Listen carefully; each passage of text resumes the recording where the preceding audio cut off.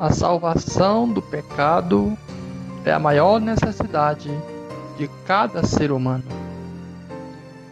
O mundo está repleto de necessidade e pessoas que estão cheias do Espírito de Jesus Cristo são trazidos a satisfazer as necessidades, não importa onde as encontramos. Devido à amplitude do sofrimento humano nos puxar em tantas direções, é necessário que identifiquemos a maior necessidade de todo ser humano, de manter esta necessidade no lugar adequado em termos de prioridade. A maior necessidade de todo ser humano é a salvação do pecado e a vida eterna com Deus. A Bíblia pinta um quadro sóbrio da pecaminosidade humana. Após a rebelião de nossos primeiros pais contra Deus, cada pessoa que já viveu, exceto Jesus, nasceu um pecador.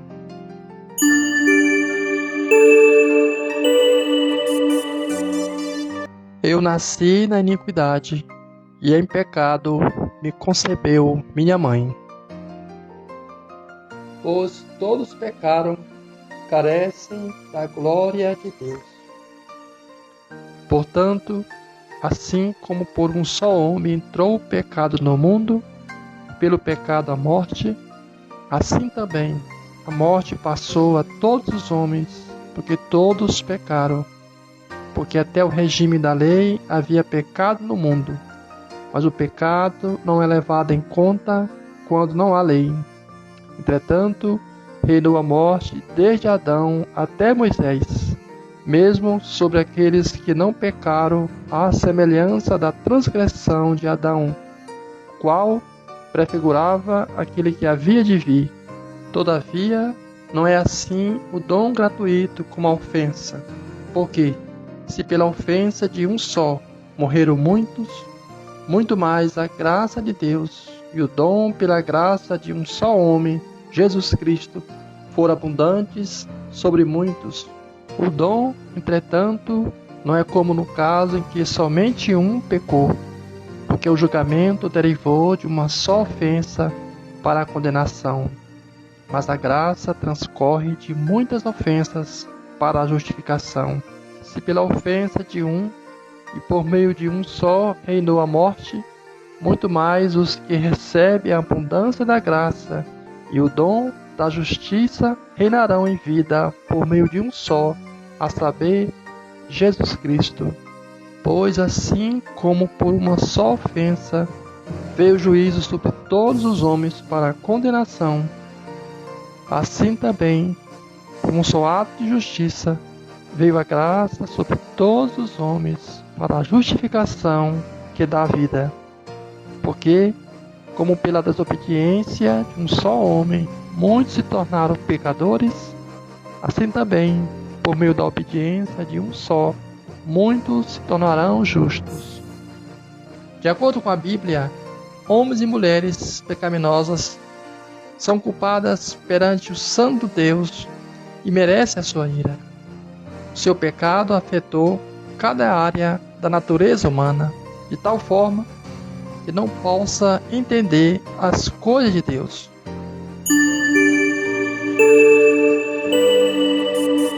Ora, o homem natural não aceita as coisas do Espírito de Deus, porque eles são loucura, e não pode entendê-las, porque elas se discernem espiritualmente. Que não ame as coisas de Deus, o julgamento é este, que a luz veio ao mundo, e os homens amaram mais as trevas do que a luz, porque as suas obras eram más. Pois todo aquele que pratica o mal aborrece a luz e não se chega para a luz, a fim de não serem arguidas as suas obras. Que não consegue obedecer às ordens de Deus. Por isso, o pendor da carne é inimizade contra Deus, pois não está sujeita à lei de Deus, nem mesmo pode estar. que não busquem a Deus. Não há quem entenda, não há quem busque a Deus e que não consigam agradar a Deus. Portanto, os que estão na carne não podem agradar a Deus. Homens e mulheres pecaminosas que não foram libertadas pela graça de Deus são escravos do pecado. Não sabeis que daquele a quem vos ofereceis como servos para a obediência, desse mesmo a quem obedeceis sois servos, seja do pecado para a morte, ou da obediência para a justiça? Mas graças a Deus, porque outrora escravos do pecado, contudo, viestes a obedecer de coração a forma de doutrina que fostes entregues. E uma vez libertados do pecado, fostes feitos servos da justiça. Eles não estão meramente doentes, eles estão espiritualmente mortos. Ele vos deu vida, estando vós mortos nos vossos delitos e pecados. Eles estão sob a ira de Deus. A ira de Deus se revela do céu contra toda impiedade e perversão dos homens que detêm a verdade pela injustiça, entre os quais também todos nós andamos outrora, segundo as inclinações da nossa carne, fazendo a vontade da carne e dos pensamentos, e éramos por natureza filhos da ira, como também os demais. Em sua incrível misericórdia, Deus preparou um escape para este julgamento que merecemos.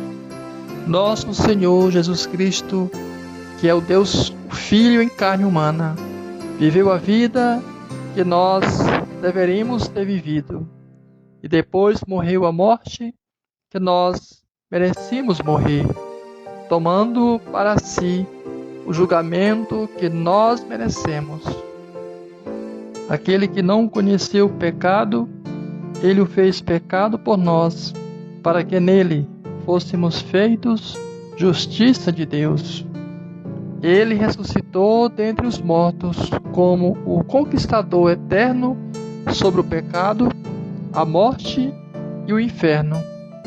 Agora ele está enviando o seu povo para cada grupo de pessoas e a cada lugar na terra para levar as boas novas, para que todo aquele que se arrepende de seus pecados e confia no Senhor Jesus Cristo será perdoado e receberá o dom gratuito da vida eterna com Ele. Jesus, aproximando-se, falou-lhes, dizendo: Toda a autoridade me foi dada no céu e na terra. Ide, portanto, fazei discípulos de todas as nações, batizando-os em nome do Pai, e do Filho, e do Espírito Santo, ensinando-os a guardar todas as coisas que vos tenho ordenado. E eis que estou convosco todos os dias, até a consumação do século. Este é o único caminho para escaparmos do julgamento. As pessoas devem ouvir a mensagem do Evangelho e crer nela para serem reconciliadas com Deus e salvas do inferno. Não há outro caminho para serem salvas.